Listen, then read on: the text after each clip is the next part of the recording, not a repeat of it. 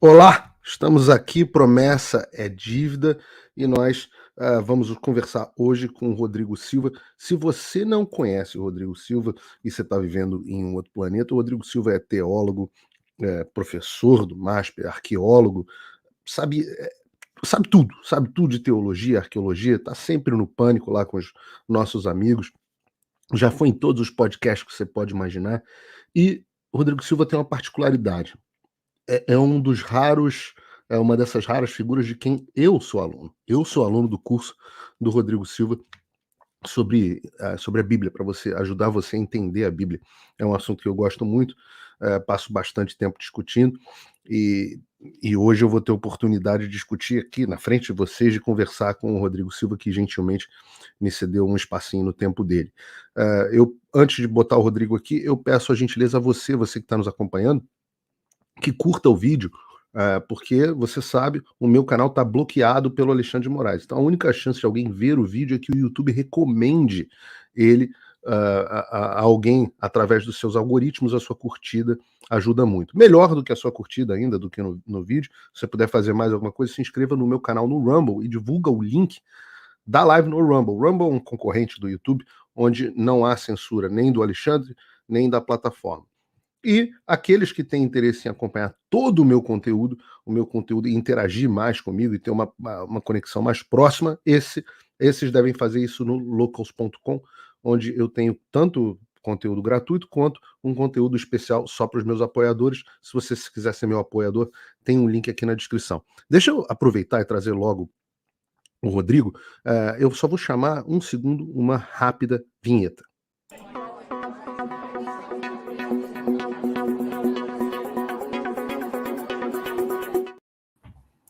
Já voltamos da vinheta com o Rodrigo Silva aparecendo, criando aquele Apareci som. aqui, foi ver se tinha uma coisa para mostrar para você aqui no nosso bate-papo aqui, mas eu acho que eu levei lá para um NASP, senão eu ia te mostrar uma surpresa, uma coisa interessante aqui. Mas no bate-papo ela aparece.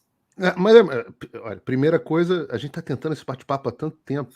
É Você verdade, é o Paulo. homem com a agenda mais difícil. Com Donald Trump eu já tive 3 vezes esse ano, com o Rodrigo Silva eu não tive nenhuma, nem Rapaz, virtualmente.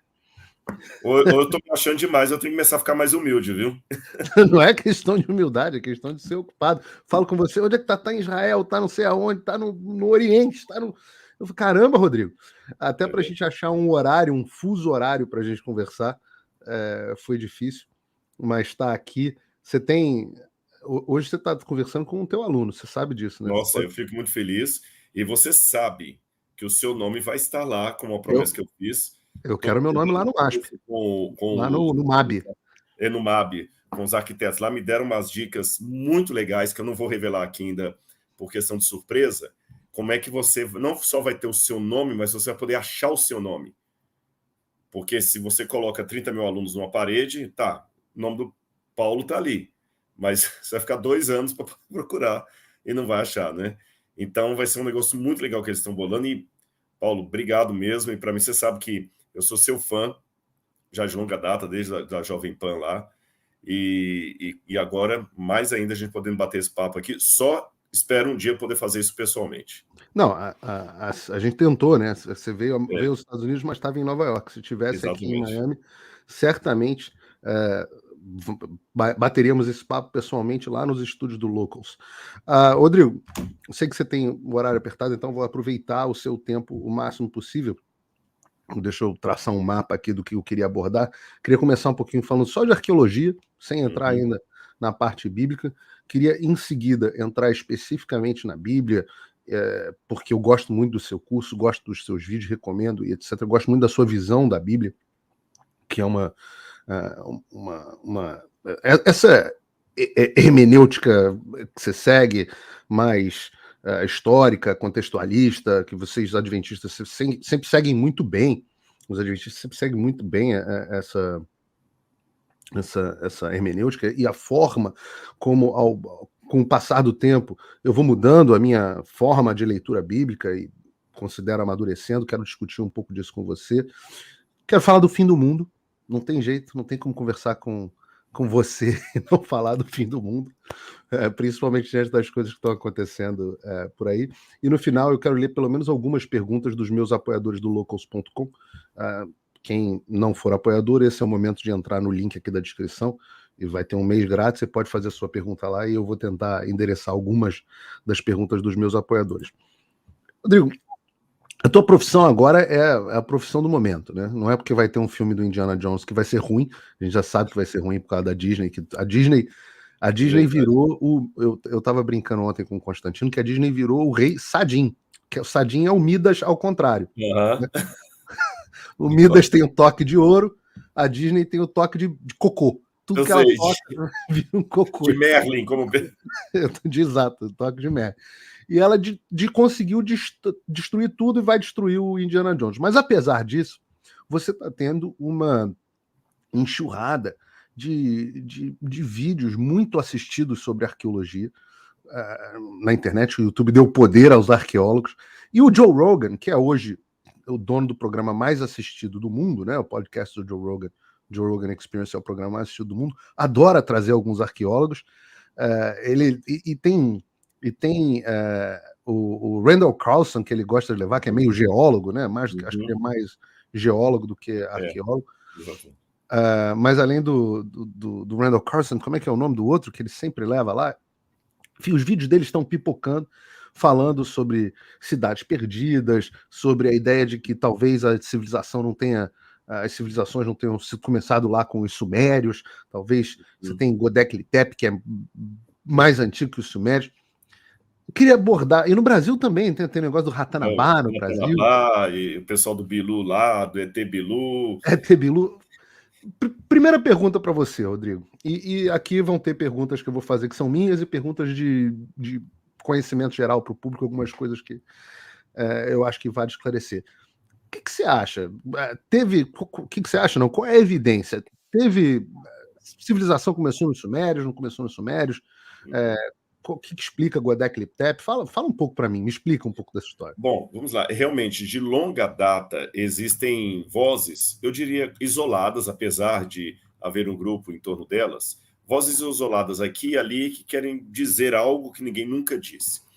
Michel Cremo, por exemplo, é um autor, já tem um bom tempo aí, que escreveu até Arqueologia Proibida.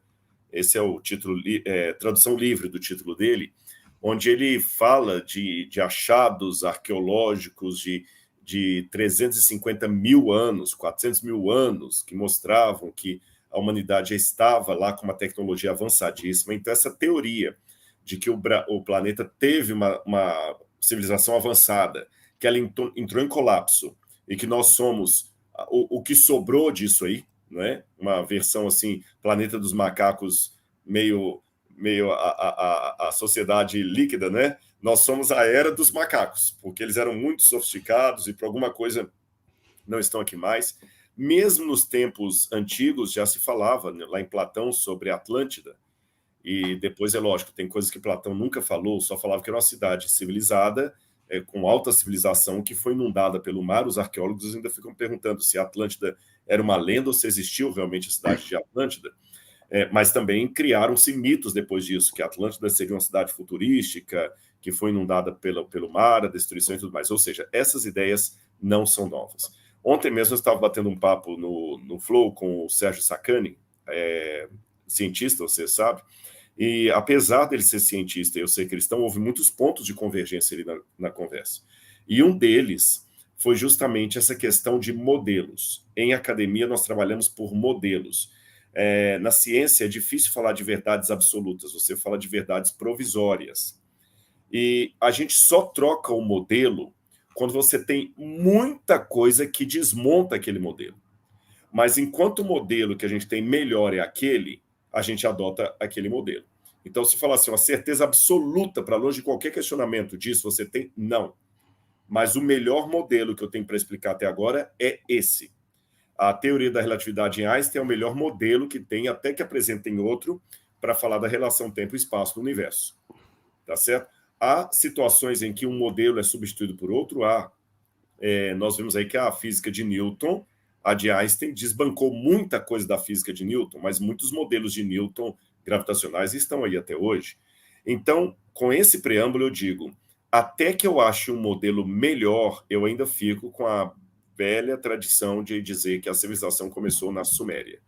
Todos os indícios levantados até hoje apontam para isso, e o que passa disso está soando mais especulação do que uma coisa acadêmica, assim, com pareceristas, artigos indexados, discussão na academia.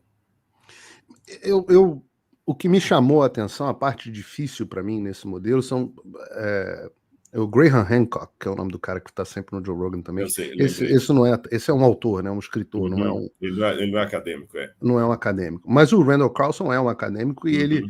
mostra evidências geológicas que eu, como leigo, tenho dificuldade de contestar, de um grande dilúvio, e nós, cristãos, temos uma tendência de acreditar que de fato houve um grande dilúvio, e esse dilúvio teria varrido essa civilização. De forma que há uma Convergência, digamos assim. convergência da história bíblica, da tradição oral que antecede a autoria do texto do Gênesis.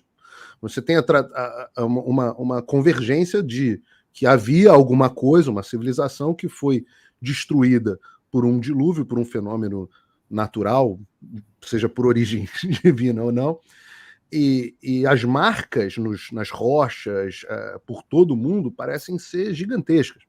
E, além disso, você tem, do ponto de vista de evidência arqueológica, que me chama muita atenção, a Göbekli Tepe, Uhum.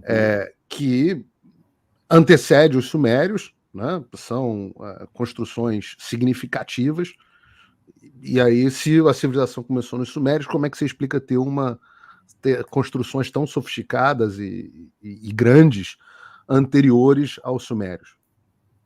Boa pergunta você fez. Se eu puder resumir numa frase ou quase numa palavra todo o nó da questão que divide criacionistas, evolucionistas, ateus, essas novas teorias, a palavra seria tempo, ou com gênero cronologia.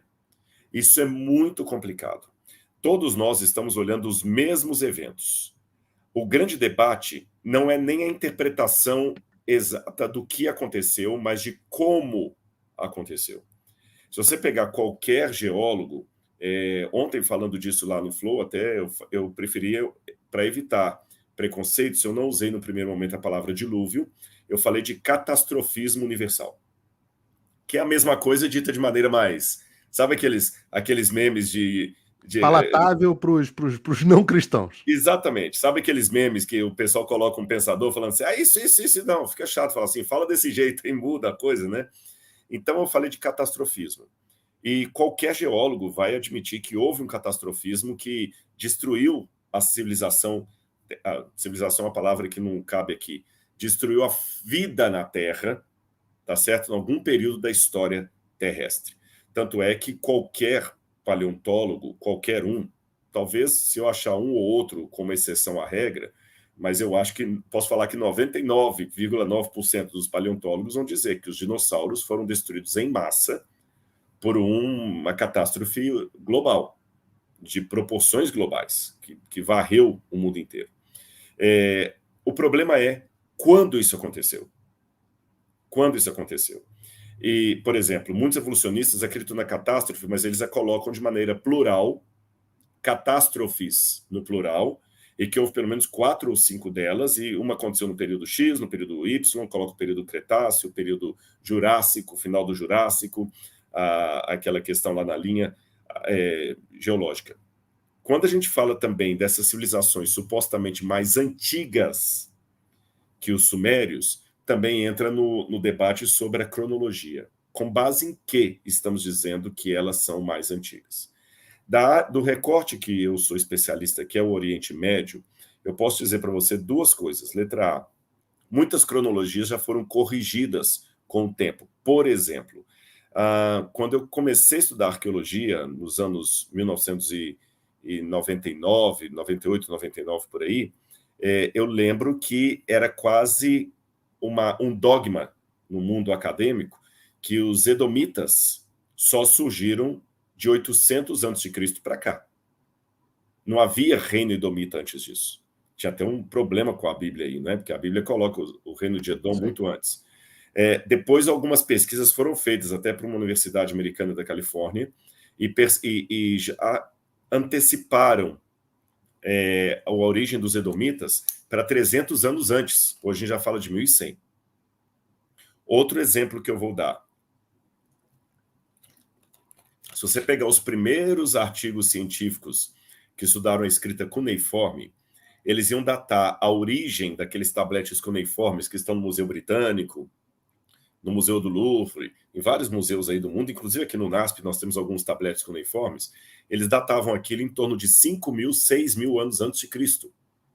Hoje, ninguém dá para a escrita cuneiforme uma data acima de 3.100 a.C. Diminuiu. Diminuiu. Então, Mas, a régua muda de acordo com as novas evidências. mas Pois não. deixa eu fazer uma pergunta de leigo para entender por Uhum. que as regras mudam. A gente aprende na escola que essas coisas são feitas, se eu não me engano, as coisas mais recentes não podem ser feitas por datação de carbono, né? Não tem uma história, ou as mais antigas não Contrário, podem. as mais antigas que não Ah, mais podem. antigas, É o perdão. carbono Então, 14, só para mais recentes, e matéria orgânica. Então a medição científica tem a ver com a deterioração química, digamos assim, do, do, do, do que foi encontrado. Isso também vale para esses artefatos arqueológicos?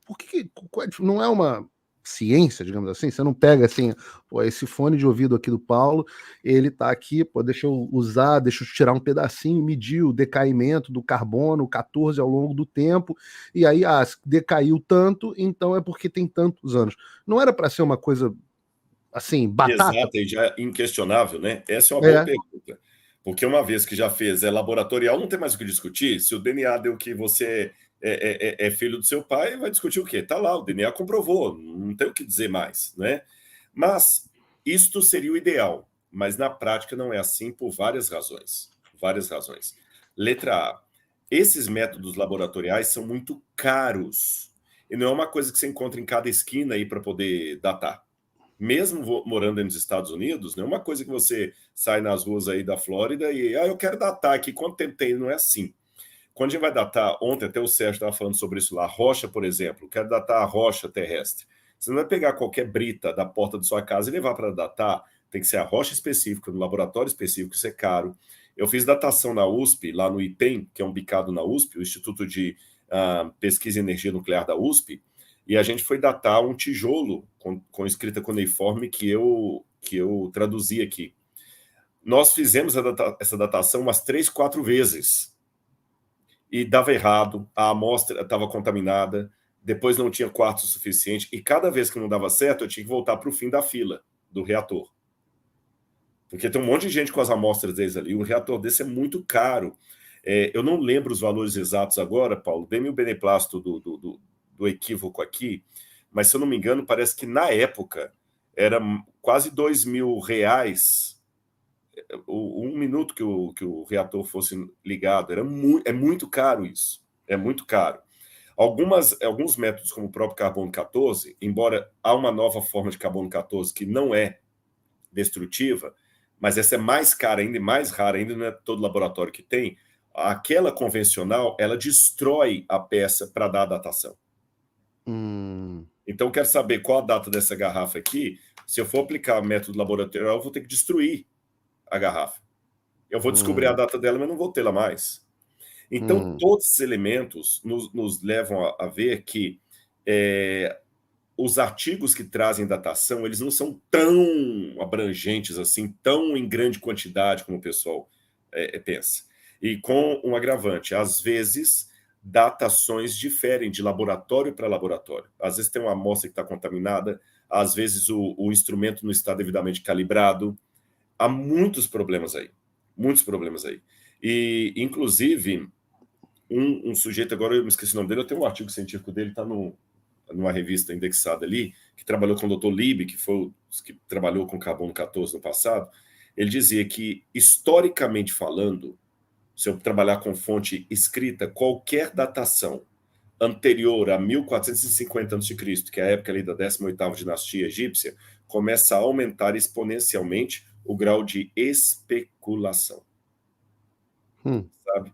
Então tem uma série de questões que às vezes quebram paradigmas que são colocados há muito tempo. Eu desconheço, tenho que ser honesto aqui com o seu público, quais são as argumentações laboratoriais ou seriais ou acadêmicas que são utilizadas para falar que essas civilizações são mais antigas que as sumerianas. Eu desconheço os artigos, então não posso emitir juízo de opinião. A única coisa que eu posso dizer como um desconfiado, que a arqueologia e a ciência trabalham com suspeita, você sempre suspeita, como um desconfiado é o seguinte: existe uma propaganda política de alguns países de querer tornar tudo dele o melhor do mundo.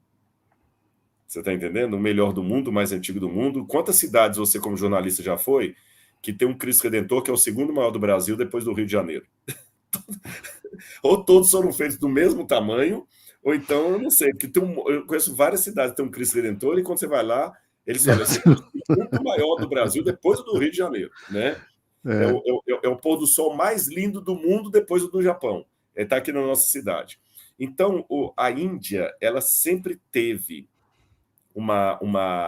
e a China também, mas é mais a Índia aqui, uma questão de tornar a Índia, engraçado, eles têm uma soberba cultural nesse sentido. Toda a grande sabedoria do mundo tem que sair da Índia. E todos os grandes mestres têm que vir da Índia e passar pelo Himalaia, sabe? E tem que ser yogis ou treinados em hindu. O único que não saiu da Índia, que eles reconhecem, é Jesus. Mas eu já ouvi a história que Jesus caminhou pela Índia, Exatamente. aprendeu o budismo. Teve que ir lá, ele teve que aprender, exatamente. E chegou dizendo tudo ao contrário do budismo, por algum motivo. Exatamente. Então, quer dizer, quando chega aprendeu alguém mal o budismo. Jesus. a cidade mais antiga daqui, eles afirmam, por exemplo, que o Bhagavad Gita, o livro dos Vedas, é o livro mais antigo do mundo, que foi escrito há pelo menos 100 mil anos. Mas você acha...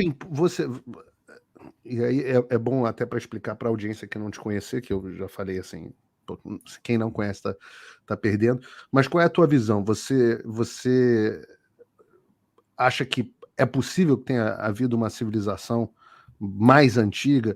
Como é que você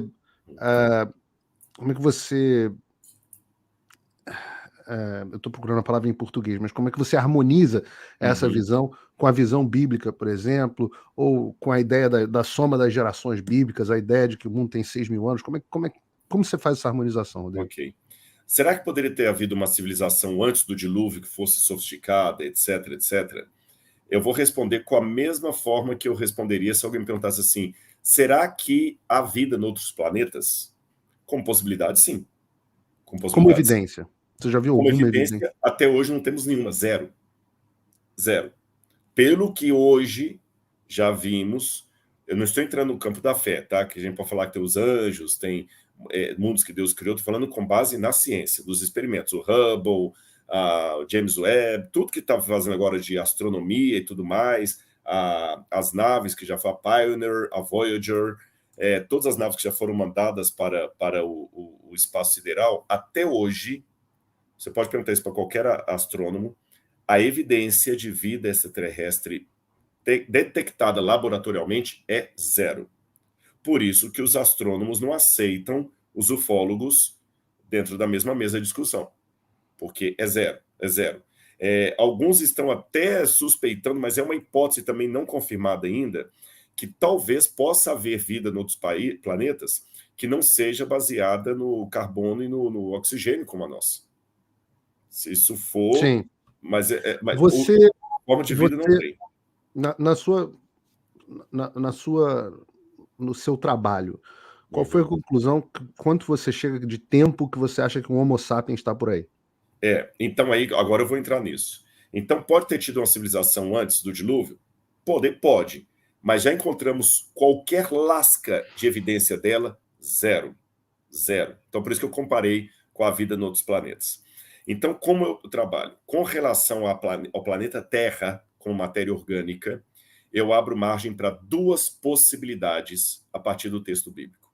Uma possibilidade é que Deus criou o mundo há poucos milhares de anos. Deus criou o mundo. A segunda possibilidade, que também é harmônica com o texto bíblico, é que o mundo esteja aí há 4 alguma coisa bilhões de anos. E o que nós lemos no Gênesis é apenas a descrição de quando começou a vida no planeta. e não o planeta em si. Tá certo? Então, o mundo pode ter sido recente, pode ter bilhões de anos. A vida no planeta, eu acredito que começou há menos tempo.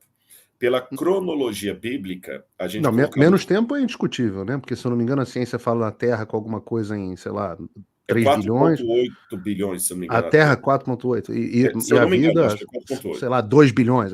É, Muito menos tempo. a questão da vida que é o nó. Você está entendendo? Por quê?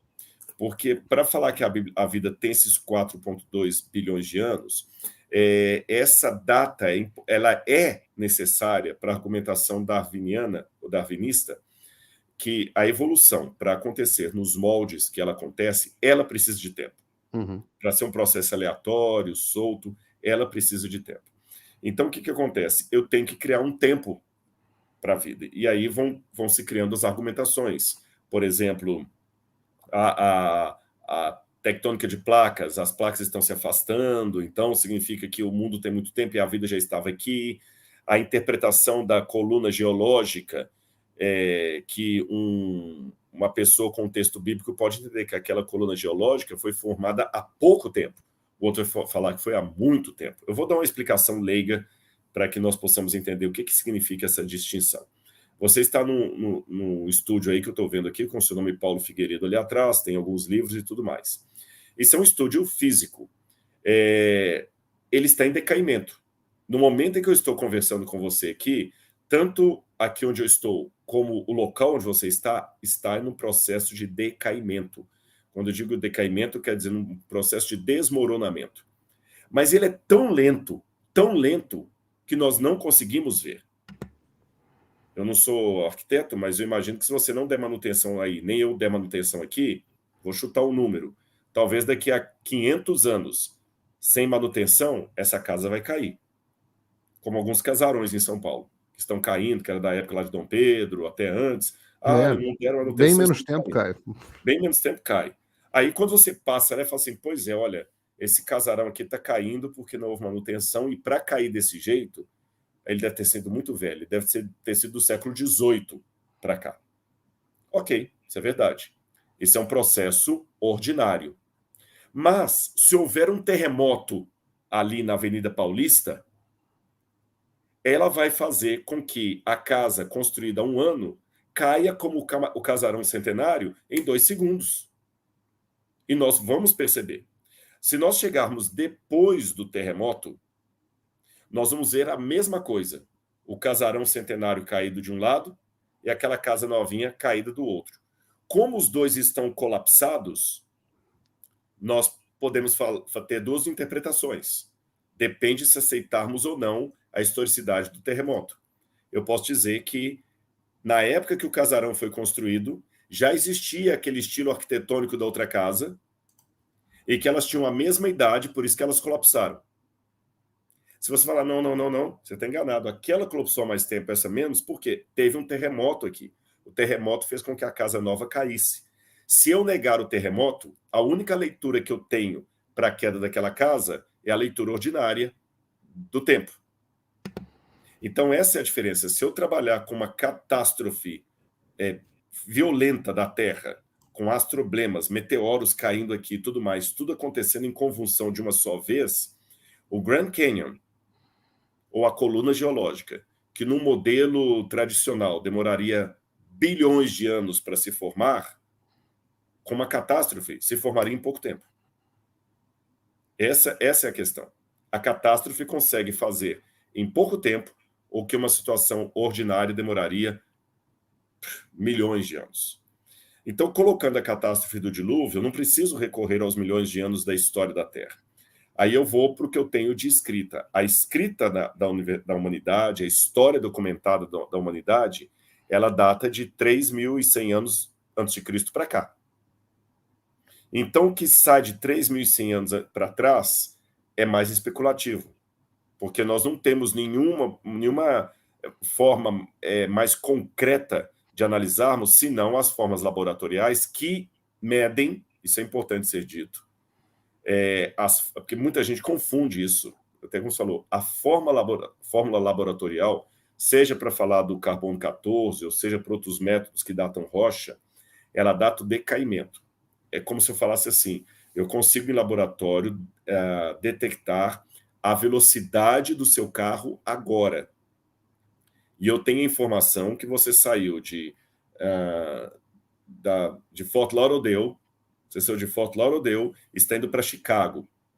Eu não sei quantas milhas há, mas vamos supor que chegando a 200 milhas de Chicago, eu vejo você passando, corro ali com a maquininha e vejo, olha, o Paulo está passando a 80 milhas por hora. Isso eu posso detectar, está ali, eu tenho medidor de velocidade, não tem como questionar isso. Você está a 80 milhas por hora, está a 200 quilômetros de Chicago e saiu de Fort Lauderdale.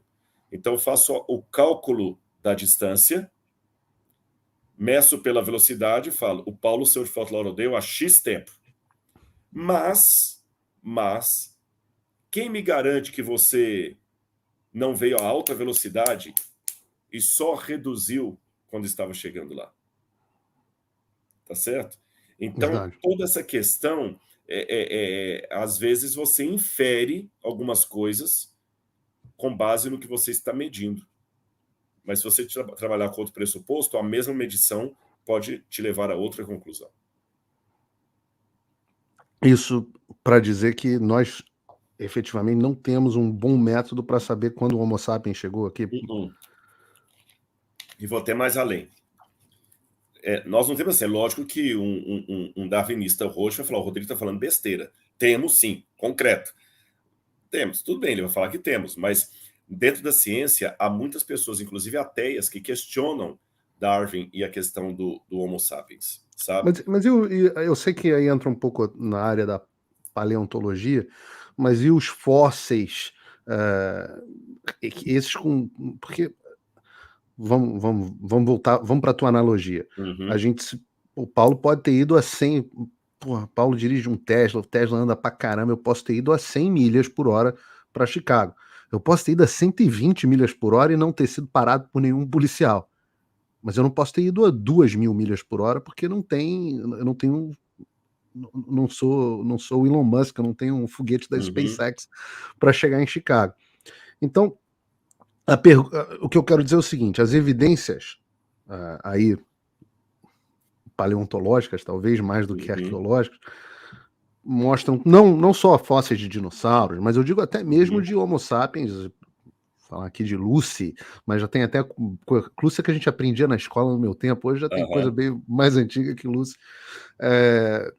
E a gente vê esses fósseis com uma datação muito mais antiga do que, digamos assim, eu vou falar grosso modo, esses 6.000 anos criacionistas. Entendi. Você fez uma excelente pergunta, Paulo, e eu acho que a sua pergunta merece uma resposta honesta. Existem duas teorias da evolução. Existe aquela real da academia e aquela passada pela mídia. A passada pela mídia... Como sempre, tudo que a mídia passa... Aliás, eu vou até te sugerir uma pessoa para você entrevistar aí na que América. Surpresa! Não, exatamente. E falando em mídia, eu estou falando bem da sua área, porque você mesmo lutou muito no Brasil aqui contra algumas coisas que a mídia apresentava e que você, como jornalista, fala, gente, não é isso. Né? É só o que eu faço da vida hoje em dia. A mídia, às vezes, tem um discurso que não é aquilo que está lá. E as pessoas compram um discurso. E, às vezes, quando a coisa é muito tempo colocada, sabe aquela velha... eu vou te sugerir entrevistar uma pessoa. Sabe aquela velha parábola do rei nu? O rei está nu, né? Que o camarada enganou o rei fazendo uma veste lá mágica. Uma roupa que só os inteligentes. Todo mundo na cidade via a veste do rei. Né? Até que o menino falou, o rei está pelado, né? Existe um autor, se o livro dele tivesse fácil aqui, eu vou até pegar. Até aqui, ó, um segundo. Eu espero que vocês que estejam acompanhando estejam gostando do papo, porque as perguntas que eu estou fazendo para eles são honestas. Eu não estou fazendo propaganda, não estou ganhando nada com isso, mas tem esse autor aqui, eu não sei se está... Pronto. A Case for a Creator. A Case for a Creator. Esse livro, eu te sugiro ler e, se possível, entrevistar o autor dele. O autor dele é Lee Strobel. Lee Strobel foi graduado em leis na Universidade Yale. E ele era parceiro de área sua, porque ele era jornalista. E ele se especializou em jornalismo investigativo. Lee Strobel. Esse não é o mesmo do The Case for God, não? É o mesmo autor. Ok. É o mesmo autor. E só para o público que talvez não Bom, virou conheça, filme depois. virou filme, O exatamente. filme saiu acho que uns 2 anos atrás, é um tremendo sucesso. Ele chegou investigando a questão de forma totalmente repulsiva. Exatamente. E ele escreveu A Case for Christ, A Case for God and A Case for a Creator, né? Nesse aqui, e o que me chama atenção, e por isso que eu acho que eu gostaria de ser o primeiro de sentar com pipoca assistindo um bate-papo seu com ele. Vou tentar achar. Tenta achar. Por que eu estou falando isso? Porque você é jornalista, então você consegue entender a cabeça dele. Vai ser um jornalista entrevistando outro jornalista, né? E o Lee Strobel, ele era especializado em jornalismo investigativo. Por isso que ele fez o e-mail dele lá em Yale, porque ele era tão bom em investigação, em pegar furos de argumentação, furos de evidência, que quando a polícia forense ia num crime e ele chegava lá, os camaradas paravam a investigação para perguntar o que ele achava, de tão bom que ele era. E ele foi jornalista do Chicago Tribune por muito tempo, ganhava uns tubos de dinheiro, muito bom como jornalista e muito respeitado. E ateu. E aí você sabe, eu não vou dar spoiler aqui, mas recomendo o pessoal os livros dele, ele começa a investigar esses temas da fé diferente do que você está aí. Você está falando comigo, mas você tem uma fé. Ele era ateu, ateusaço, ele chegou para quebrar. E além de chegar para quebrar, ele ainda chegou com um motivo pessoal, porque a mulher dele tinha virado crente, ele estava tão fulo da vida com aquilo, que ele queria arrebentar os caras. Então ele sabia. Ele foi com a verdadeira cabeça do jornalista que já chega com a matéria escrita. Ele foi lá para desprovar, ele foi lá para mostrar que o Bolsonaro era genocida. Aí chegou lá e descobriu no meio do caminho que não era. Só que a diferença é que ele foi honesto e publicou o que ele descobriu. E quando ele foi entrevistar essa questão da criação dos dinossauros, dos hominídeos, ele caíram por terra vários pilares, vários totens dele. Um deles é esta questão da linha genealógica humana, desde o Ramapithecus, depois do Australopithecus, aferenses, eu não lembro de cor todos eles, né? Até passar pelo Neandertal, que estava na linha genealógica humana, da ancestralidade, depois saiu, depois voltou parcialmente. Você sabe que o Neandertal é uma incógnita, né? Porque ele esteve como ancestral do Homo sapiens, depois ele saiu, depois voltou, depois saiu. Hoje depende do que Pelo que eu sei até agora, ele estava fora, mas uns neandertais apareceram lá e deram uma comparecida numas Homo sapiens. Exatamente. Então, quer dizer, esse negócio você tem que saber. Aí a gente lê isso nos livros. Eu digo o seguinte: aquilo que você vê, você estava em Nova York, eu adoro aquele Museu de História Natural de Nova York. Aquilo, para mim, eu vou todas as vezes, e se eu tiver 5 horas em Nova York disponíveis, eu vou fugir para o Museu de História. A última vez eu não consegui, porque o desgraçado do Joe Biden estava no museu. O Joe Biden me atrapalha até na minha visita ao museu. Então, eu não consegui, mas aquilo que está lá, aquilo da gente poder olhar as civilizações e, poxa, os homens mais antigos, etc. Aquilo é o que a mídia conta, ou aquilo é uma deturpação? Ou a mídia já conta uma deturpação daquilo? Olha, até aquilo ali tem uma certa propaganda também. Vou contar uma história de você, já que você falou do Museu de História Natural de Nova York. Por favor. Eu fiquei num dilema de Sofia, porque eu só tinha um dia com a Laura e eu tinha que escolher. Ou visitava o Metropolitan, ou visitava o Museu de História Natural. Passei com ela na porta do Museu de História Natural. Sabe aquele negócio assim? Escolha de Sofia. Eu falei, não, eu vou para minha área, que é arqueologia, eu fui para o Metropolitan, né? Por que eu queria ir lá? Porque eu lembro que quando eu visitei o Museu de História Natural de Nova York, tinha ali uma estátua de um paleontólogo chamado Henry Fairfield Osborn. Ele é um dos patronos ali do Museu de História Natural de Nova York. O Henry Fairfield Osborn, ele descobriu, acho que foi lá em meados dos anos 30, se não me engano, ou 60, agora estou na dúvida aqui, o Google aí nos ajuda depois, um fóssil de um dente. Esse dente foi encontrado no estado de Nebraska. Alguém encontrou o fóssil de um dente fossilizado, mandou para ele. Ele era um evolucionista roxo e ele porque queria descobrir aquilo que é o grande calcanhar de Aquiles da evolução. Onde está o elo perdido? O elo perdido. Aí, quando mandaram esse dente para ele, ele correu para o estado de Nebraska, fez um survey em toda a área procurando o resto da ossada. Não encontrou. Mesmo não encontrando, ele falou, não tem problema. Ele publicou na época assim, este único dente nos revelará 1 milhão de verdades.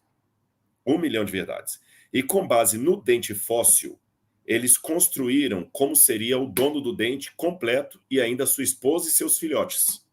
E deram o nome para ele de Hesperopithecus, ou, em linguagem leiga, o homem de Nebraska.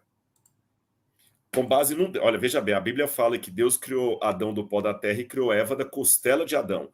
Ele criou o casal de um dente, e os filhos ainda. Mais do que Deus, né? Depois de um tempo, esse dente ficou exposto lá no Museu de História Natural de Nova York, muito tempo, até que um aluno de doutorado em zoologia suspeitou alguma coisa sobre aquele dente e resolveu investigá-lo. E conseguiu comprovar que o dente era de porco. Porco, sim. Essa história... Nem de humanídeo, nem de humanoide.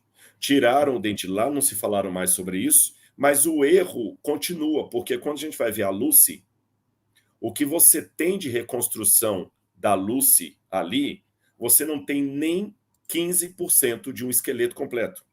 E você tem a Lucy de um lado e do outro lado tinha. Quando eu fui há muitos anos lá, não sei como é que está agora, você pode me atualizar, tinha a Lucy de pelúcia feita com o marido e o filhote. Tinha, tá lá. O erro, uma reprodução espetacular. Eu tenho aqui... a Lucy lá caminhando numas planícies lá. Exatamente. Pena que eu fechei aqui os meus arquivos, senão eu até te mostraria. Eu tenho aqui vários textos, porque coincidentemente estava aberto aqui, de cientistas ateus. Eu quero dizer que são ateus, porque não tem nenhum comprometimento com a Bíblia, nem com religião, nem nada, que eles simplesmente desmontam essas questões da linha genealógica, mostrando, gente, não tem como. A própria Lucy, há muitos primatologistas que dizem que a Lucy não é hominídeo, ela não é do gênero Homo, ela é do gênero simiesco, símio.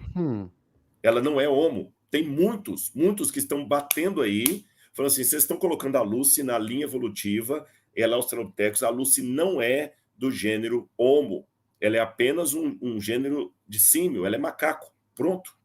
Você está entendendo? E esse pau quebra nas academias, isso pau quebra. A linha genealógica, ela é tão cheia de buracos que parece assim que nós encontramos todos os crânios, cada um de um formatozinho diferente, e foi montando aquilo ali, né? Mas existem tantos furos. Letra A. Vamos colocar que aquela linha evolutiva seja verdadeira, tá bom? Desde o Ramapithecus até o Homo sapiens sapiens. Bom, tá um atrás do outro ali. Parece que o um virou o outro, que virou o outro, que virou o outro. Não tem mulher nessa história. Olha como é que a coisa é absurda. Se você tem aquele ancestral lá de trás, ele tinha que encontrar uma fêmea biologicamente compatível com ele. Veja, ele surgiu evoluído de um ancestral animal. Um ancestral, o mesmo ancestral como um macaco. E esse ser que evoluiu desse ancestral, ele teve que encontrar uma fêmea que fosse compatível com ele. Porque, notinha de rodapé, a linha da evolução diz que todos nós, seres humanos, indistintamente, somos filhos de uma mesma mulher, que é a chamada Eva mitocondrial. Houve uma fêmea ancestral, que é a mãe de todos os seres humanos. Porque se houve vários machos procriando com várias fêmeas lá atrás, então eu tenho raças humanas diferentes, o que não é certo. Nós temos uma raça humana apenas. Então, mas a mistura não aconteceu depois? Você não tinha... Porque não foi uma coisa tão gradual que a diferença era pequena. Tô aqui repetindo o que eu acho que é uma descrição precisa do darwinismo. E me corrija, por favor, estou totalmente fora aqui da minha área de especialização. Eu também, mas minha área também não é biologia, não, só estou respondendo aqui, mas não é minha área. Mas eu entendo assim, a diferença da mutação era tão pequena que não impedia a fecundação do espermatozoide do macho no óvulo da fêmea. Se fosse diferente a ponto drasticamente, não deixaria descendente. Então você teria, isso aconteceria, a fecundação aconteceria, e depois você teria uma outra mutação de outro lado parecida. Em alguns momentos, esses descendentes, se eles continuassem semelhantes o suficiente para poder continuar havendo reprodução, eles reproduziriam entre si, digamos, primos, né? Uhum.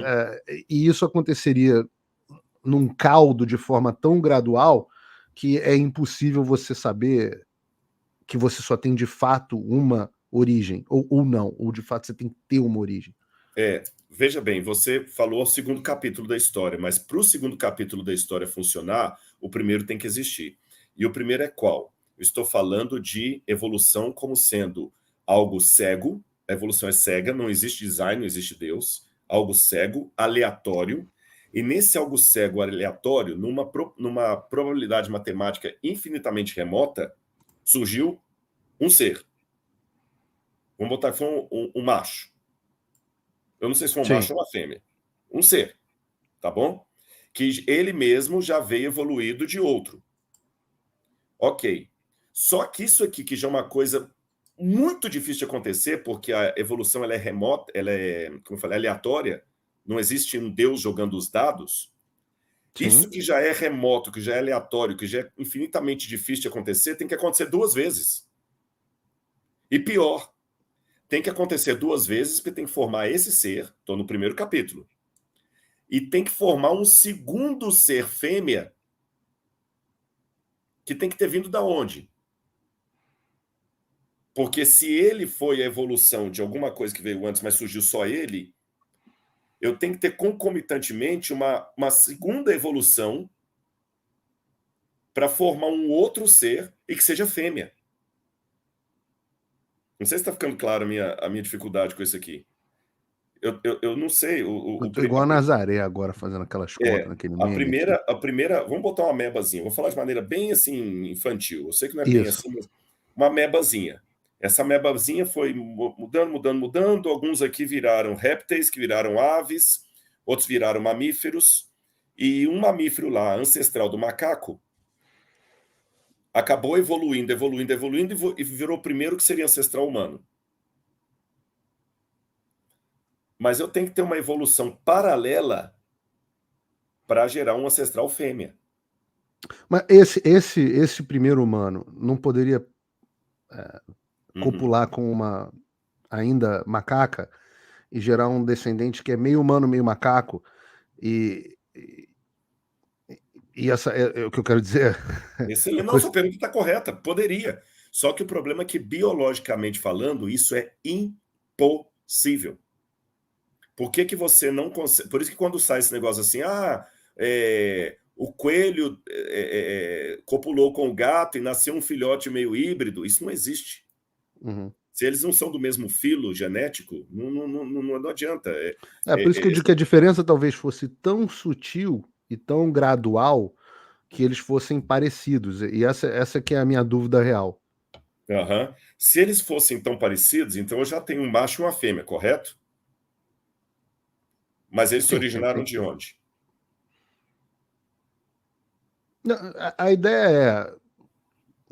Estou tentando raciocinar aqui Não, enquanto. sempre, porque eu estou notando que o negócio é É, viagem, maionese para mim, a teoria de Darwin. E só para você ter uma noção como é que é viajada a coisa, porque, como eu falei, eu tenho que ter uma fêmea compatível. E todas as vezes que tem evolução, não adianta os priminhos ficarem transando ali, não. Tem que ter um processo evolutivo que gere uma nova forma para eu sair do Australopithecus e passar para um Homo ergaster. E eu tenho que ter uma evolução paralela do gênero feminino. É muita coincidência. Olha, eu esqueci o nome daquele deputado que ganhou várias vezes na loto lá. Não tinha um parlamentar no passado aí, não precisa não me lembrar o nome, lembro. não. É um camarada aí que estava com uma lavagem de dinheiro danada e tudo e tal, e quando os repórteres foram perguntar, papai, não deixa esse dinheiro, não. Papai do céu me abençoou. Eu acertei na loteria. E aí o camarada, ele acertou, parece que 1.400 e tantas vezes na loteria. Pô, que beleza.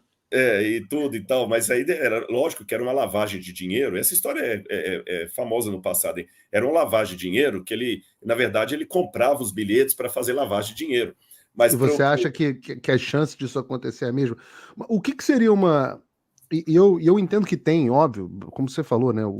O santo graal aí da Aham, arqueologia e da paleontologia, no caso, os dois, né? Que é meio que um cruzamento, é verdade. é o O elo tal do elo perdido. perdido, né? Uhum. Por isso que ele é perdido e por isso que ele é o elo. Quando que nós deixamos de ser, se saímos de um ancestral australopiteco, quando foi que deixamos de ser australopiteco e passamos a ser. Mas teria qual seria a evidência que satisfaria o teu grau a ponto de. Falar isso aqui é correto, né? E mais do que isso. E se você entende que, havendo essa evidência, haveria na sua visão bíblica, que eu acho muito boa, de novo, volto a dizer, Uhum. sou teu aluno, se isso entraria em choque com a sua visão do Gênesis. Entendi. Se eu achasse essa evidência, entraria em choque, com certeza entraria em choque. Agora, porque até que eu ache essa evidência, é igual a. Como é que se diz? Porque eu posso dizer assim, para mim, da forma como eu vejo o É, Gênesis, e eu tenho entendi. de fato uma hermenêutica mais moral da Bíblia, Aham. e eu gosto da sua, por isso que eu acompanho a sua, Claro, mas claro, então fica tranquilo. Eu gosto de perguntas provocativas, viu, Paulo? Eu sei a sua intenção e a sua honestidade jornalística, isso é importante. eu estou realmente aqui aprendendo junto com a audiência. Para mim, descobriu. Não, agora, poxa, o grau de evidência é igual Terra Redonda. Já sabemos que, de fato, poxa, Foi isso, não foi tem essa questionamento. mutação que aconteceu aqui numa planície na África. Foi tem até teoria agora que foram os cogumelos que eles comiam que causavam essa Aham. mutação. Pô, descobriu. Eram os cogumelos, esse cogumelo propiciou esse tipo de mutação, e aí esse é o elo perdido. Aí eu vou falar assim, para mim, para o Gênesis, não mudou nada, É, não afeta um segundo a minha fé. A pergunta é, qual seria o grau que satisfaria você e se a sua fé ficaria abalada? tá certo. Boa pergunta. Vou de trás para frente, tá bom? A questão da literalidade do Gênesis eu vou falar no último momento. E vou começar o seguinte. Tem um livro meu que eu estou doido para te dar, o problema é a gente estar distante. Chama-se O Ceticismo da Fé. Porque, paradoxalmente falando, eu sou um crente porque eu sou cético.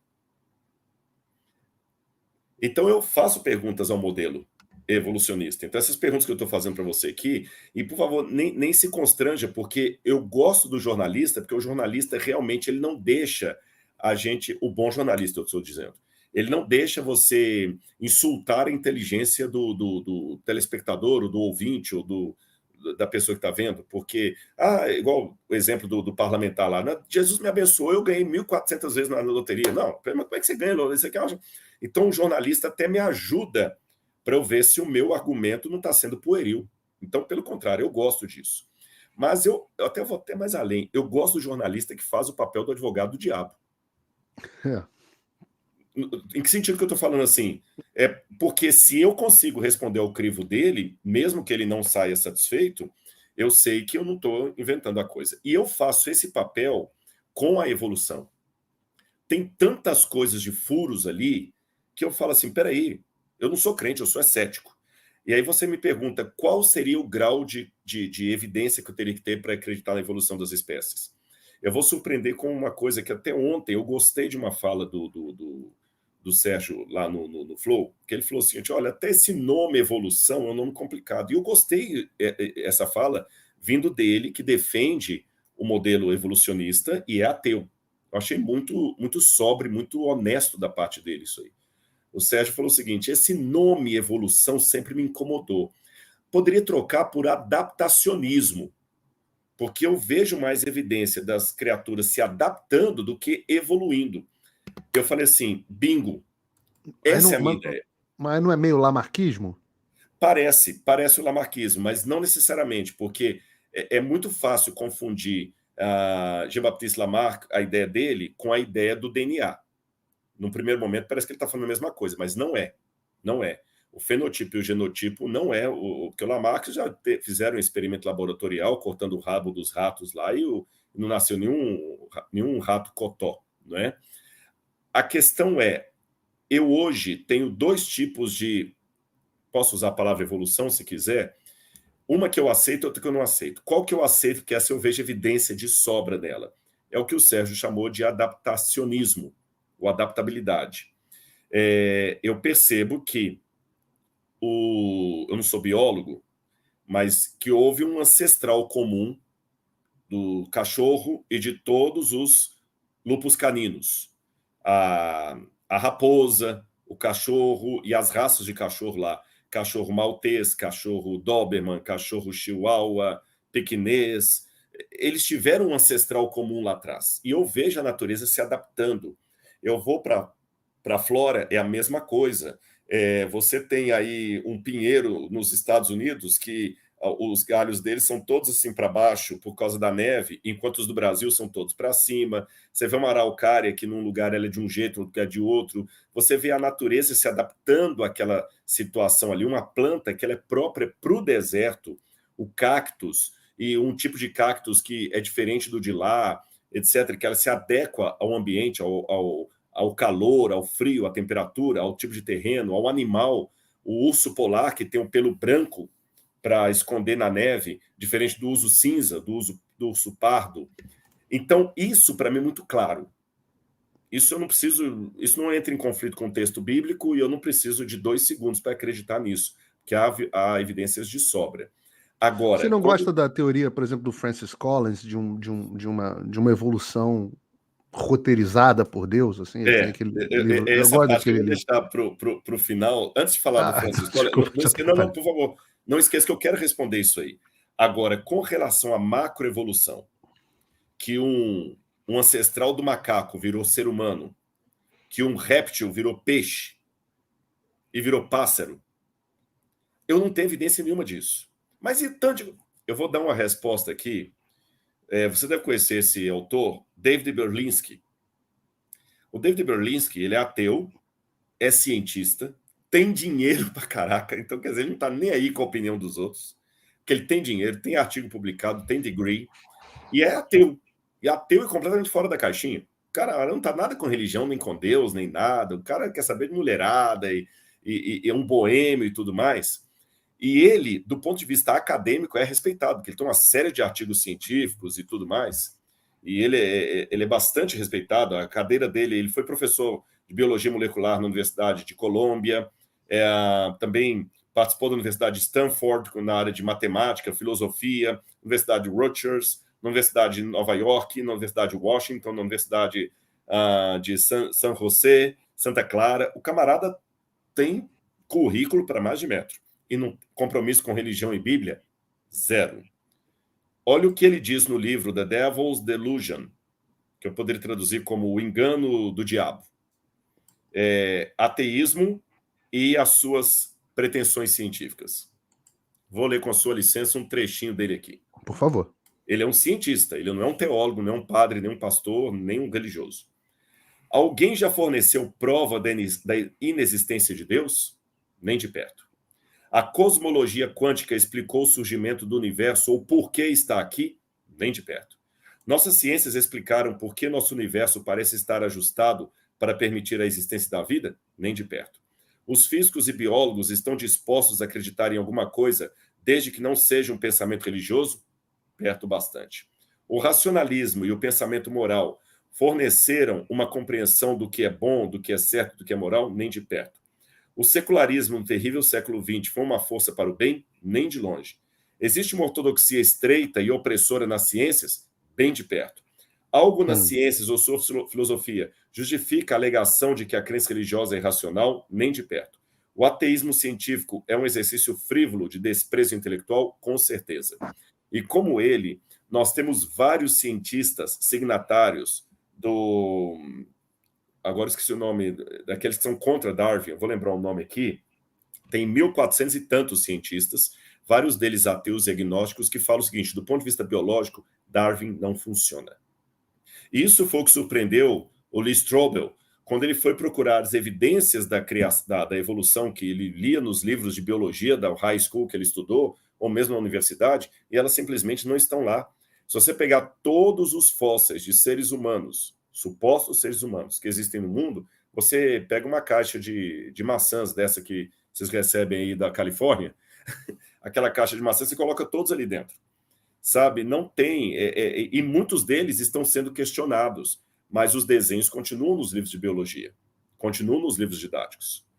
Com relação à última parte da pergunta que você me fez, a implicação disso para a minha crença da Bíblia, você citou o Francis Collins, aqui eu tenho um problema com Francis Collins e outros mais, embora eu admite, assim, respeite muito a sapiência científica dele. É que hoje, Paulo, e esse aqui eu vou falar bem assim, tomando como exemplo a sua experiência, na academia existe um establishment que quando você, como acadêmico, se levanta contra aquele establishment, as consequências são muito dolorosas. Qualquer semelhança não é mera coincidência.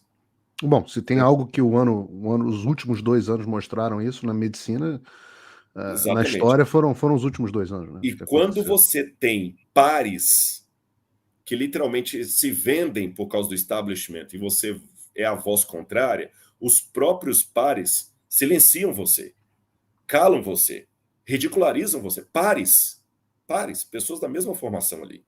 O próprio Francis Collins, eu tenho o livro dele aqui, The Language of God, ele mesmo Foi esse admitiu livro que eu me referi. que ele não poderia, durante a pesquisa do DNA, afirmar o catolicismo conservador que ele professa, porque senão os institutos de pesquisa tirariam o orçamento dele, não apoiariam sua pesquisa e o DNA não estaria sendo mapeado pelo menos por ele. Somente depois que ele ficou silenciado em relação à religião em todo sentido, depois que o genoma estava mapeado, que ele já tinha ganhado todos os lauréus aí e tudo mais, ele falou, pois é, eu sou católico apostólico romano, acredito na virgindade de Maria, comungo todo domingo, não sei mais o que, porque se eu falasse isso antes, eu teria sido riscado. Sem dúvida nenhuma. Existe um anticristianismo na comunidade acadêmica, de um modo geral, não só científica, mas acadêmica, história, literatura, etc. Existe um anticristianismo muito grande. Posso Com falar um dia certeza. mais sobre isso. E não só um anticristianismo, existe uma exacerbação darwinista tão grande na academia que você pode questionar qualquer coisa, mas nunca mexa no totem de Charles Darwin. Você pode até, assim, questionar alguma coisinha do Darwin, falar o seguinte, olha, na verdade, o Darwin, quando falou que o Homo erectus foi isso, na verdade, foi tantos anos atrás, esse ponto aqui, você pode, assim, refinar, nem questionar é uma palavra pesada aqui, você pode até refinar um pontozinho da teoria de Darwin aqui, outro ali, mas se você hoje se levantar na academia e questionar frontalmente Darwin, colocando às claras o grande número de lacunas que há no modelo darwinista, você vai ser execrado, cancelado e outros ados mais que você, na sua experiência, já experimentou por outros carnavais, por outros ambientes. Pode ter certeza, na academia, a censura seria muito pior. Você perderia o seu... revistas iam começar a rejeitar publicar coisa sua, você correria o risco de perder a sua cadeira na universidade. Existe um documentário aí da América O chamado... Jordan Peterson está passando por isso agora. Está passando por isso. Existe um documentário aí que eu recomendo o pessoal assistir, chamado Expelled. Tradução, demitidos. Somente de professores com degrees, alguns ligados ao Smithsoniano, que ao verem os furos do modelo darwinista e começarem a passar para os seus alunos, foram censurados, cortados, ridicularizados, e é muito fácil criar um espantalho de alguém e bater nele e a mídia cair matando naquele espantalho. É muito fácil. A história está repleta disso, tá certo? A história está repleta de casos de espantalho que houve e, infelizmente, nós temos mais um aqui nessa questão de questionar a teoria da evolução das espécies de Charles Darwin. O único ponto que eu falo sobre o Francis Collins, se você me permite... Por favor. Ele foi fazendo uma metáfora, ele foi um cara ousado que se levantou contra o establishment, Mas você deve ter alguns pares que eles se levantaram até determinado momento. Quando o cerco estava apertando demais, e é normal, não estou emitindo juízo de valores não, viu, Paulo? Cada um tem uma resistência maior. Se houver uma maratona, um camarada vai conseguir correr 40 quilômetros, outro vai correr 20, outro vai parar no 15, outro vai botar a língua para fora. Cada um tem uma resistência melhor, uma resiliência melhor, uma casca dura melhor. Tem gente que não aguenta o ataque à família, ele desiste. E, paciência, eu não estou... Então, alguns, eles vão até determinado momento, como o Collins, e falam, não, eu não vou questionar mais Darwin, não, para eu não ter maiores problemas. Mas é interessante que quando você vai conversar com uma pessoa dessa, você fala assim, escuta, por que você não aceita o relato do Gênesis como histórico, e sim como uma novela, um folclore? Não, porque é ridículo falar que aquilo aconteceu. A gente já sabe cientificamente que não foi daquele jeito. Tudo bem. Mas, para mim, existe um contrassenso no discurso, vindo de alguém como Francis Collins, porque se for para eu medir a Bíblia com base no que a suposta ciência disse não aconteceu, então, como ele... Eu gostaria até de fazer essa pergunta honesta para ele. Como ele coaduna na mente dele o dogma da virgindade de Maria, que como bom católico ele tem que ter, que Maria deu à luz a Jesus estando virgem, com a questão científica, porque eu encontro mais argumentos para o design inteligente do que para dizer que uma mulher grávida deu à luz a um homem. Porque do design inteligente, eu posso trazer para você aqui um ranking de acadêmicos, biólogos, físicos, matemáticos, que dizem, não, foi uma criação e não é como Darwin falou. Agora, dizer que uma menina engravidou do Messias sem ter tido relação sexual com homem nenhum, dificilmente eu vou encontrar duvido, Eudó, que eu vou encontrar um ginecologista que fale, não, cientificamente é assim que funciona. Não vai ter. Que Jesus morreu e ressuscitou? De jeito nenhum.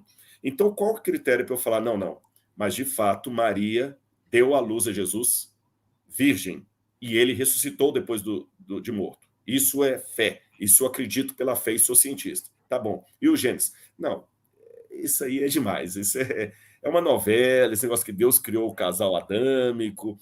Eu quero entrar sobre o Gênesis. Eu vou recomendar para as pessoas que estão nos assistindo que acho que um dos seus últimos vídeos abertos. Você tem no curso, fala bastante, né? Então, recomendo em primeiro lugar que as pessoas façam o seu curso, tá, Rodrigo? Valeu, de verdade. Recomendo tanto que, assim, você pode abrir na tua tela aí acho que na Eduz, o teu curso tá na Eduz. Se você abrir a tua tela na Eduz aí, você olhar lá, vai estar o meu cadastro com o meu e-mail, com meus pagamentos todos os meses, para provar o pessoal aí, e eu quero meu nome lá no MAB. Vai estar assim. Mas o ponto central dessa história, Rodrigo, que eu queria conversar com você, é que você coloca no seu último livro, no seu último vídeo sobre Lilith, eu acho, se eu não me engano, onde você explica... Isso. É um dos Lilith últimos. Eva. Foi agora. Foi segunda-feira agora. Então, eu me lembro, foi nesses dias. Você dá uma explicação muito bacana sobre o Gênesis que eu convido as pessoas que estão assistindo aqui. Agora, eu confesso a você, Rodrigo, que eu estou muito frustrado. Por quê? Vou dizer por quê. Porque eu fiz algumas anotações sobre os temas que eu queria conversar com você. A gente mal saiu do primeiro tópico. E já 3 horas. Exato. Então eu sei do seu horário. Então eu vou fazer aqui eu não sou o Alexandre de Moraes, mas vou fazer uma intimação aqui para você no ar.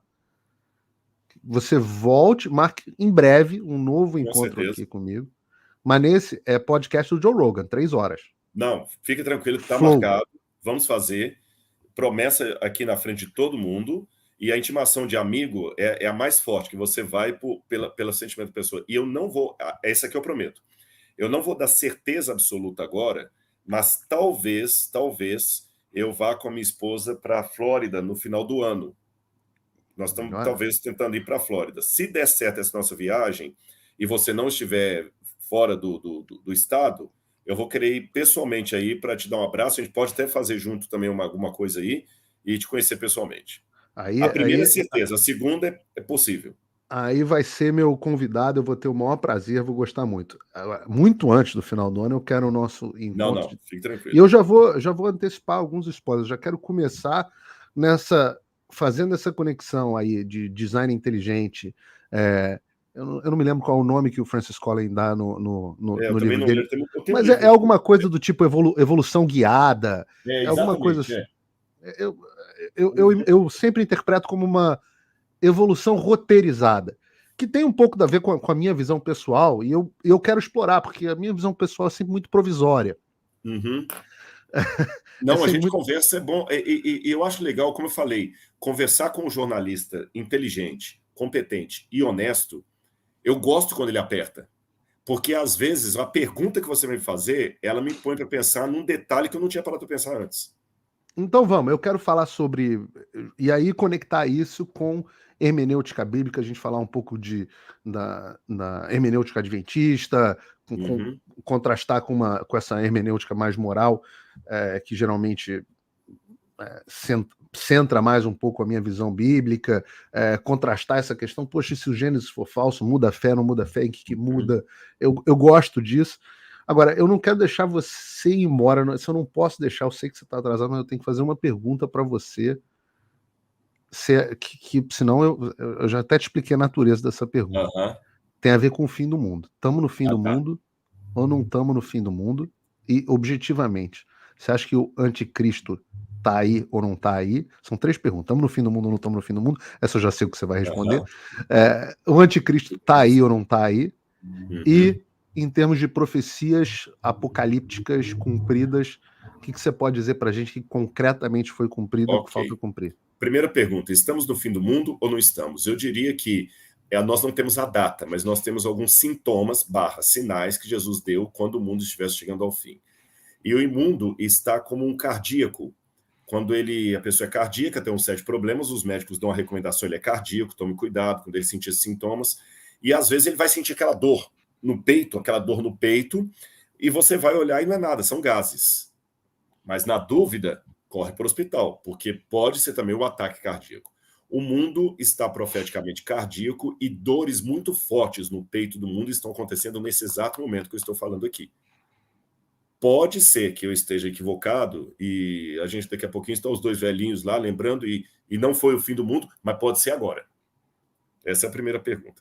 A segunda, o anticristo para mim já está na história atuando de maneira velada já de um bom tempo, e no próximo bate-papo a gente pode até falar quem seria ele, tá certo?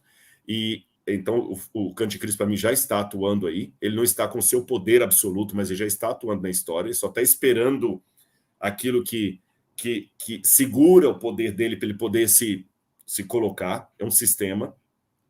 E em terceiro lugar, você perguntou se estamos no fim do mundo, anticristo e Profecias bíblicas profecias do apocalípticas Bíblia que você Apocalipse. acha que já foram cumpridas e que estão por cumprir? Várias profecias do Apocalipse já foram cumpridas, relacionadas à queda de reis. Quando a gente fala Apocalipse, Paulo, tem que ampliar um pouquinho, que não é só o livro do Apocalipse, tem o livro de Daniel também, que é correlacionado ali. E eu tenho, assim, coisas incríveis que O próprio evangelho tem um pequeno apocalipse de exatamente, o Jesus. Apocalipse de Mateus 24. Então tem muita coisa legal, e até eu vou falar até de público aqui. Eu estou viajando agora, semana que vem, para fora do Brasil, de novo, de novo. Mas quando eu vou voltar no final de abril. A gente já pode, depois, fora do ar aqui, negociar uma data para maio, quando eu voltar. Já vamos terminar aqui, eu já vou te mandar Tá uma bom? mensagem. Maio a gente já vai, exatamente. Aí vamos tentar já marcar uma coisa para maio, e se der certo a minha ida na Flórida lá, a gente ainda tem mais um outro Esse plano aí. pessoalmente. Tá bom? Pessoalmente. Vai ser melhor ainda do que esse. Eu quero né, nesse nosso papo de horas e horas explicar escolas de interpretação apocalípticas para as pessoas, o que é pré-mileniarismo, pós, Uhum. enfim, todas as noções escatológicas aqui para explicar para as pessoas, para que elas se situem um pouco nesse debate do fim do mundo, que eu acho que tem muita gente apavorada é, Verdade. e com uma certa razão. Né? A discussão aí que você colocou é se a gente está no princípio das dores ou já começamos uma grande tribulação, né? Falando em prisão, desculpa antes de terminar, só uma coisa que eu já tinha que te contar muitos e muitas vezes, e eu não tive a oportunidade, esqueci. Você sabe que eu tenho um grande amigo, hoje ele está com 101 anos de idade, Caramba. que foi amigo pessoal do seu avô, o Dr. Milton Soldani Afonso, dono da Golden Cross. Ah, é verdade, era amigo. E ele falou que quando ele ia a Brasília, que o general Figueiredo o atendia pessoalmente, e até o general Figueiredo o ajudou numa época que estava tendo uma perseguição política contra a Golden, e o presidente Figueiredo o ajudou na época, e ele tem eu não achei ainda, eu tenho que procurar lá na casa dele, deputados, que tem uma carta escrita à mão, um despacho escrito à mão do seu avô, por causa de um decreto que... Sabe aquele negócio lá de Esther, que foi uma coisa parecida com Esther, ele até comparava a história assim, que mandou matar todo mundo lá, e falou assim, rei, eu também vou morrer, eu sou Esther, eu também sou judia, o decreto vai matar todos os judeus, eu também sou judia. E o rei ficou naquela situação, então foi um decreto que saíram lá e que ia prejudicar demais a Golden, e o presidente Figueiredo ajudou. E eu já era para lhe contar isso antes, eu esqueci, a gente fala de outras coisas. Então, agora no ar aqui eu estou contando isso. Mas eu vou ver se eu acho essa carta. Eu cresci ouvindo mesmo. Eu sei que eles tinham uma relação próxima e boa, isso é muito bacana. Exatamente. Isso é muito bacana. Coincidentemente, o principal concorrente dele depois foi meu padrinho de batismo, que foi o Edson Bueno, que fundou a Mil. Sim, exatamente. É meu padrinho de batismo, faleceu alguns anos atrás. Ele faleceu, inclusive caiu, né?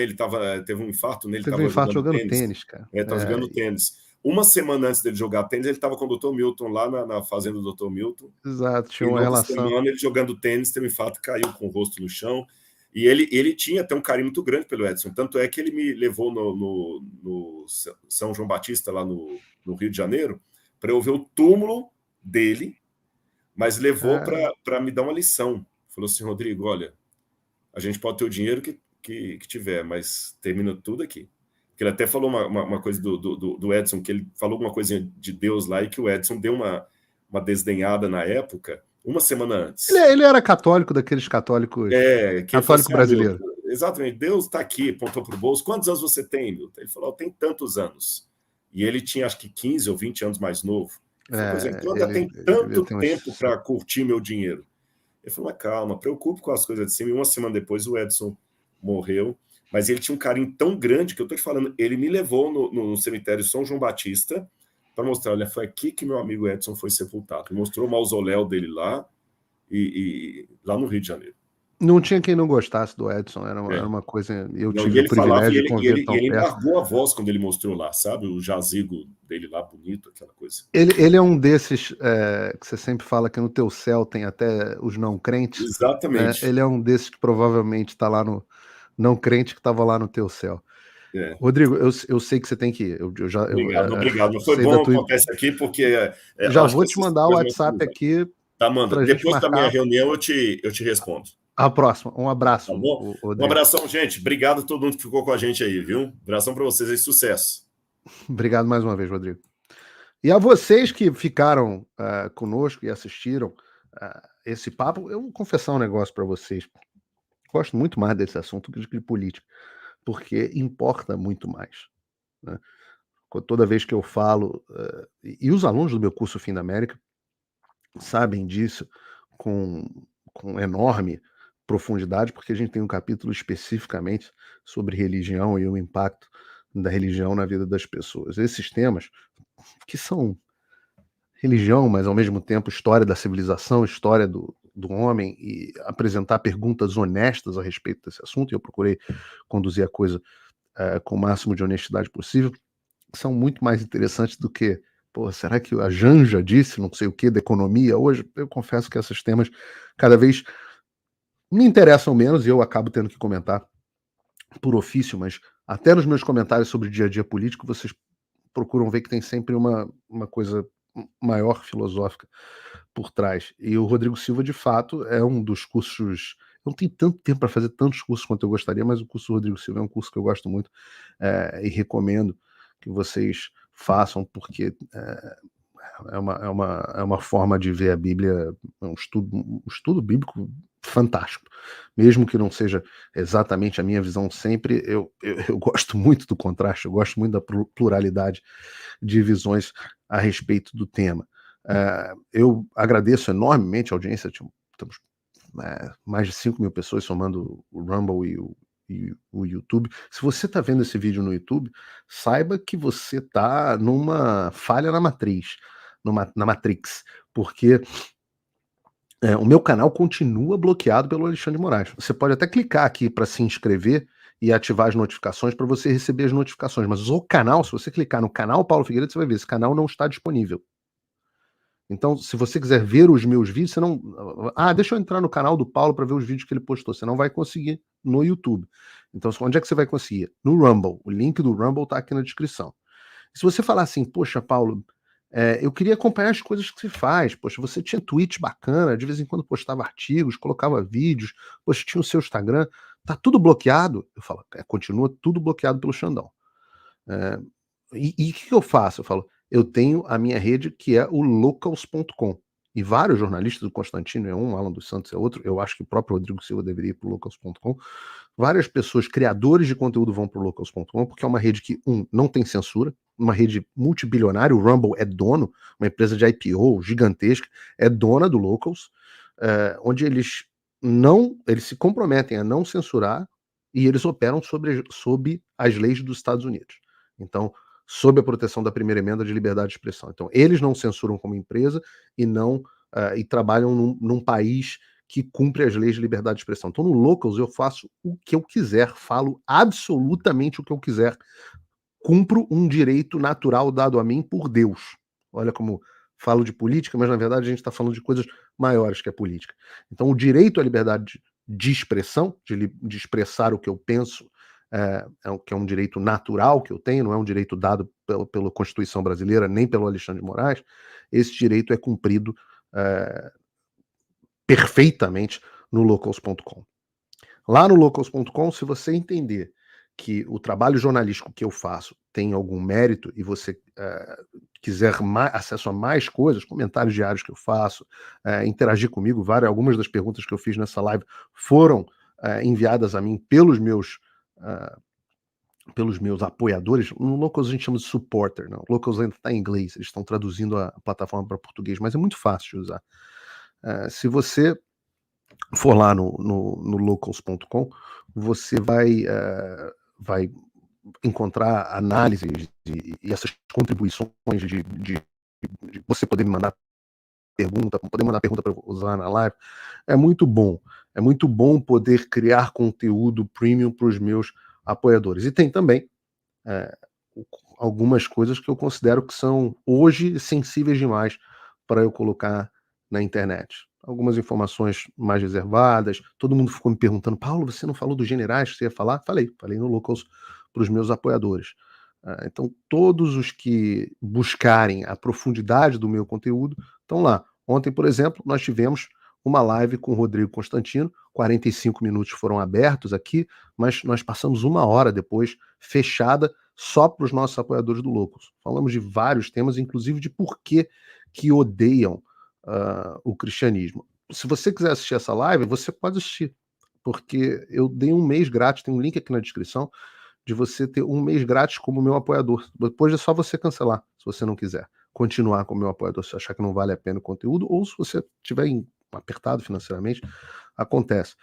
Você entra aqui e 1 mês grátis, vai lá, assiste a live com o Constantino, a gente faz uma por mês, a partir já é a segunda, a gente vai fazer sempre uma por mês, falando dos temas fechados. E outras, muito comumente, as entrevistas que eu faço pessoalmente, a do Constantino foi também pessoalmente, porque eu faço pessoalmente no estúdio, são fechadas para os meus apoiadores do Locals. Eu também estou colocando alguns trechos de algumas aulas, de alguns cursos, para os meus apoiadores do Locals. Em breve teremos cupons de descontos específicos nos meus cursos para apoiadores do Locals. Enfim, o Locals é o lugar onde eu vou interagir mais e mais e mais com as pessoas a partir de agora, justamente porque eu conto com uma liberdade. Se você muitas vezes fica assim, pô, Paulo, uma pergunta que a gente abordou na live de ontem com o Constantino, né? O que eu faço agora com o Brasil? Poxa, a situação, o que eu faço? O que a gente faz? Qual é o caminho? Qual é o meu papel nessa história? Então, como é que eu posso ajudar?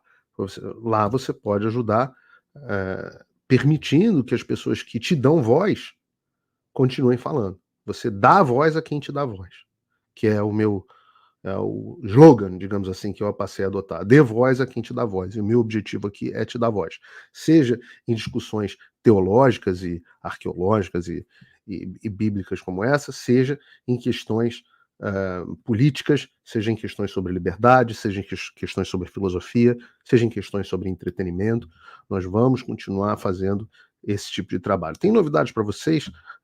Semana que vem provavelmente eu estreio 2 novos programas. Quem diria, 2 novos programas. Não tivemos um pingo de liberdade hoje com a minha presença, mas o Gerson e o Fernão acho que fizeram. Na semana que vem eu tô de volta, tá bom? Gente, muito obrigado pela audiência de vocês. Volto a dizer, se inscrevam no Rumble, link na descrição. Se inscrevam no Locals, 1 mês grátis para os meus apoiadores. Basta você clicar aqui, cancela quando quiser. Muito obrigado pelo apoio de vocês e até o próximo encontro.